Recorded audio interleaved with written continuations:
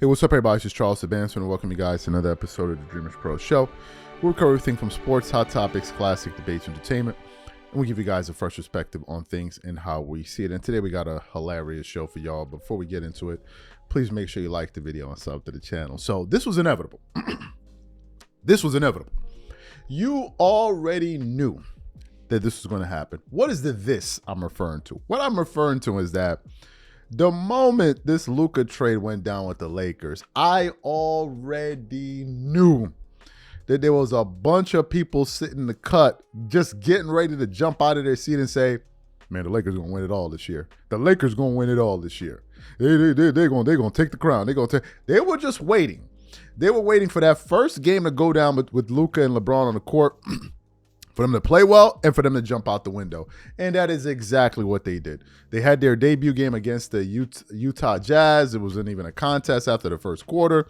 The Lakers beat the hell out of the Utah Jazz. I think Luka scored 14 points in that game. LeBron scored, was it 26 or something like that? 26 or 27 points or whatever. So they play well.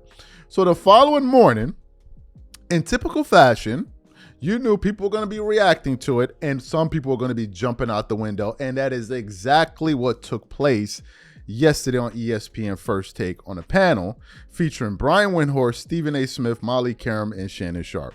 So they got to the point where they were talking about the Lakers. And the question was essentially this. What do you think the ceiling is for the Lakers this season based off of how they've been playing and how they play with Luka Doncic? And in typical Shannon Sharpe fashion, he decided to jump out the window, forget about all the other teams that have been in the Western Conference, and be like, man, the Lakers going to the finals.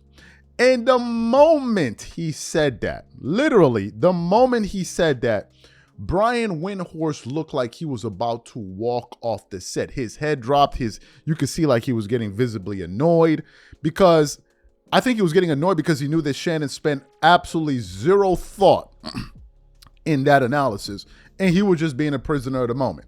And he went out there and said, yeah, I would pick him over OKC, and Brian Windhorst just absolutely lost it. But before we even get into this display here, today's video is brought to you by our sponsor, Prize Picks.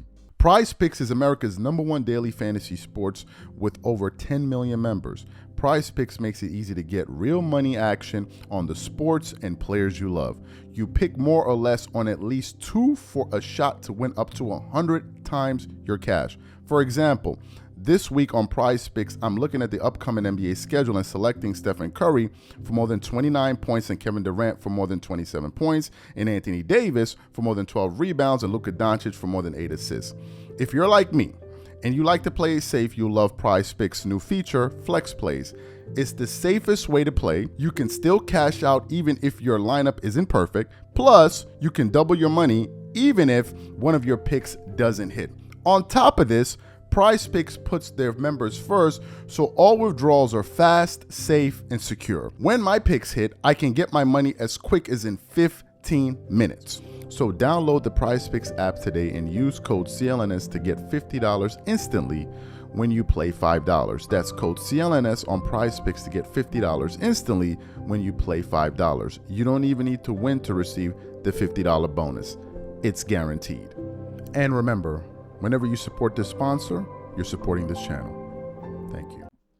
So what we want to do is, while we're playing the audio for you guys, we want to put up a still of Brian Windhorst probably with his head down, holding his head like in just total amazement of Shannon Sharpe spewing this nonsense all over the table. So take a listen to what these guys had to say here. Take a look at Brian's reaction, and then we're going to come back and continue on the show. Take a listen to that there. But in all seriousness, Shannon, Yeah. obviously because you are a Lakers fan, how far do you want to see this team go? Like, what are your expectations? If I'm not mistaken, Wendy, correct me if I'm wrong. I think with 19 losses, I think they're like third in the Western Conference. I think they're fourth right now. Fourth, okay. I can see them moving up. Third in the loss column. think That's right. What'd you say, Wendy? Tied for third. Tied for third in the loss column. Yeah. Okay. Tied for third. I can see us being second or third. Hey, and you know what that means, Stephen A.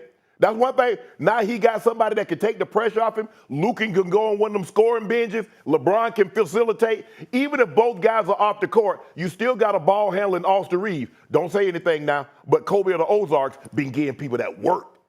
So now, if you have both of those guys, now you got two guys that can score. If one of those guys are off, all three of them are on the court, you got three guys that can score. Man, hey, we go back. Hey, I tell you what, let us get OKC in the Western Conference Finals. I guarantee. Oh my God. Ooh. What?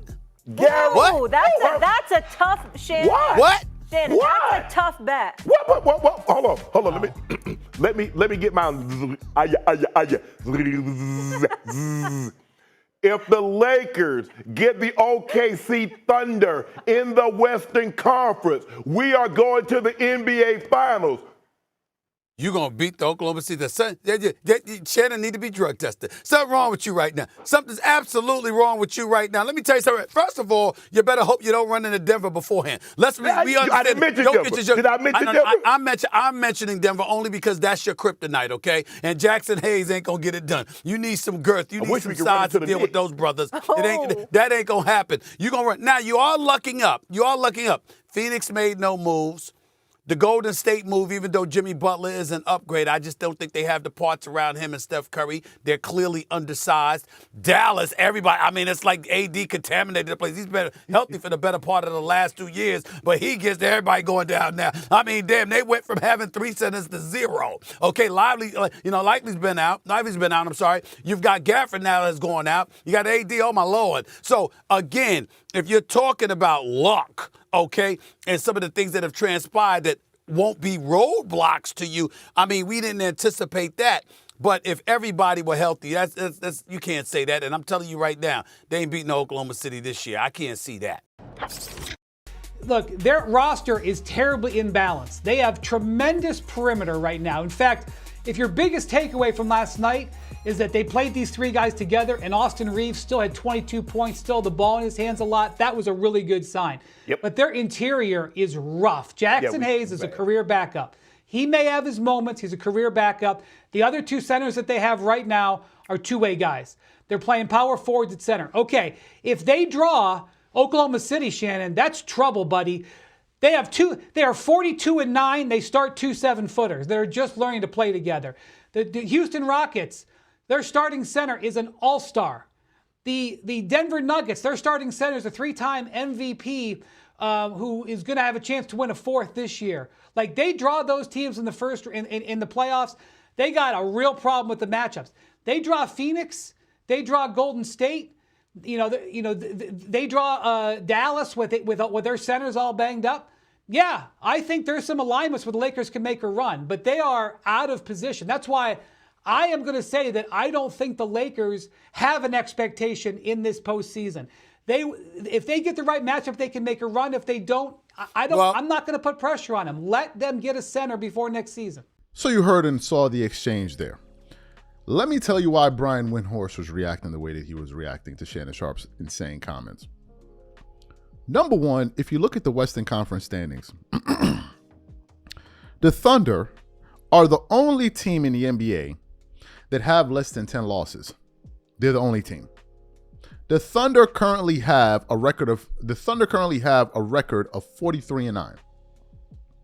43-9.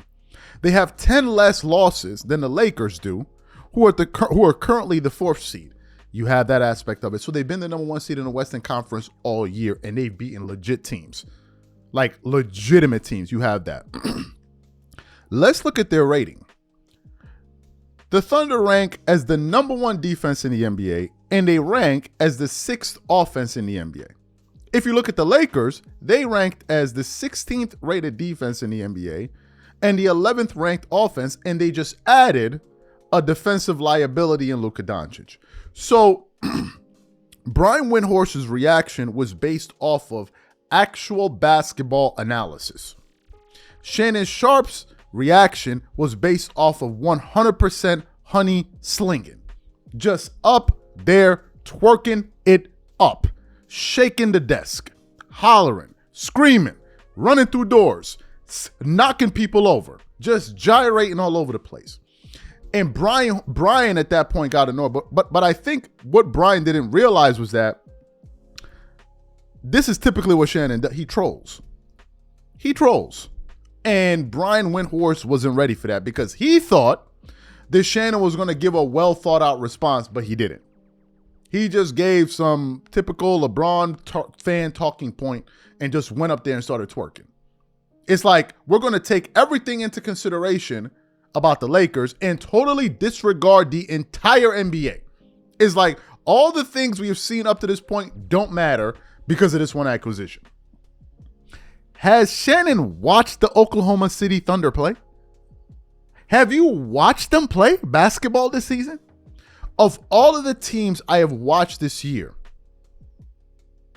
the two teams that execute the best on offense and defense for 4 quarters is the Oklahoma City Thunder and the Cavs. Certainly the Thunder.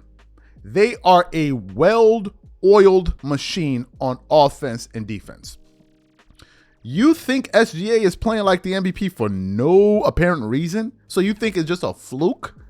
You think it's just a fluke. And I think Shannon is probably basing that off of the fact that, well, let's get them in the playoffs. And then when we get them in the playoffs, we're going to show them what's what. I thought that's what y'all was supposed to be doing with the Nuggets over the last few years. Let's get them in the playoffs. Remember last season when some people like me were saying maybe the Lakers want to avoid the Nuggets? You're like, no. Let's get them in the playoffs. When we get them in the playoffs, LeBron and these guys, they're going to show you what they got. They're going to show. And what happened? What happened?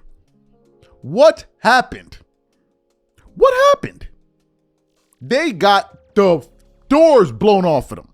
Buzzer beaters and all.